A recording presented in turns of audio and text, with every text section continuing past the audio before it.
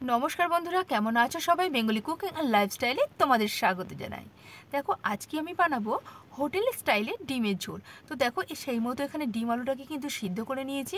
আর এখানে কিছু মশলা নিয়ে নিয়েছিলাম, পেঁয়াজ, আদা, রসুন আর শুকনো লঙ্কা। এগুলো কিন্তু সমস্তটা আমি শিলনোড়ায় বেটে করব, তোমরা চাইলে মিক্সিতে পেস্ট করে নিত। তো দেখতে পেলে ডিমগুলো সব ছাড়িয়ে নিয়েছি। আর এখানে দেখো, ডিমগুলোকে খুব সুন্দরভাবে লবণ হলুদ মাখিয়ে নিয়ে ডিমের গায়ে একটু কাট লাগিয়ে দিলাম। আর এখানে দিয়ে দিয়েছি কড়াইতে সর্ষের তেল। তেলটা গরম হতেই ডিমগুলোকে এক এক করে তেলের মধ্যে ছেড়ে দিলাম, দিয়ে ডিমগুলো উল্টে পাল্টে লাল লাল করে ভেজে নিলাম। ডিমগুলোকে এবার তুলে নিয়েছি। এবার দিয়ে দেবো আলু, দিয়ে দিলাম তার মধ্যে লবণ আর হলুদ দিয়ে আলুগুলোকেও ঠিক একইভাবে ভেজে তুলে নিলাম।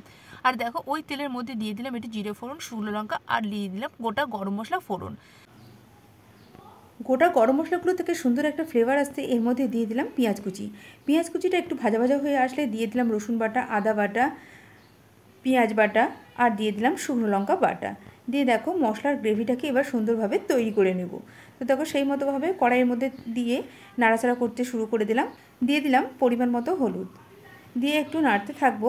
যখনই দেখবো মশলা থেকে তেলটা রিলিজ করে দিয়েছে, তারপরে দিয়ে দেবো এখানে টমেটো কুচি।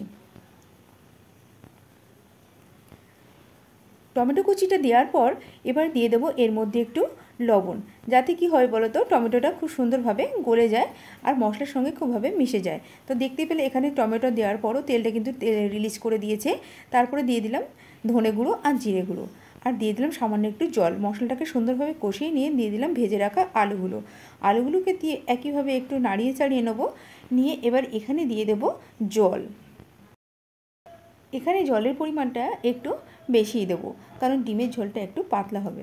তোমরা তোমাদের পছন্দ অনুযায়ী এখানে জলটা ব্যবহার করতে পারো, যে যেরকম ঝোল খেতে পছন্দ করো সেই অনুযায়ী ব্যবহার করবে। তবে যেহেতু আমি এখানে হোটেল স্টাইলে করবো বললাম, তাই একটু পাতলা করে ডিমের ঝোলটা বানাচ্ছি। তো জলটা ফুটে উঠতে এর মধ্যে দিয়ে দিলাম ভেজে রাখা ডিমগুলো। ডিমের ঝোলটা ফুটে উঠলে এর মধ্যে দিয়ে দেবো গরম মশলা। ব্যাস, রেডি হয়ে গেল আমার পাতলা ডিমের ঝোল। তো রেসিপিটা কেমন লাগলো তোমাদের অবশ্যই কমেন্টে করে জানাবে, আর ভালো লাগলে একটা লাইক করো। আমার চ্যানেলে যদি নতুন বন্ধু এসে থাকো, তাহলে চ্যানেলটি সাবস্ক্রাইব করে প্লিজ আমার পাশে থেকে আর পাশে থাকা বেল আইকনটি প্রেস করে দিও। তাহলে কি হবে বলো তো, যখনই কোনো নতুন নতুন রেসিপি ছাড়বো নোটিফিকেশনটা তোমাদের কাছে পৌঁছে যাবে।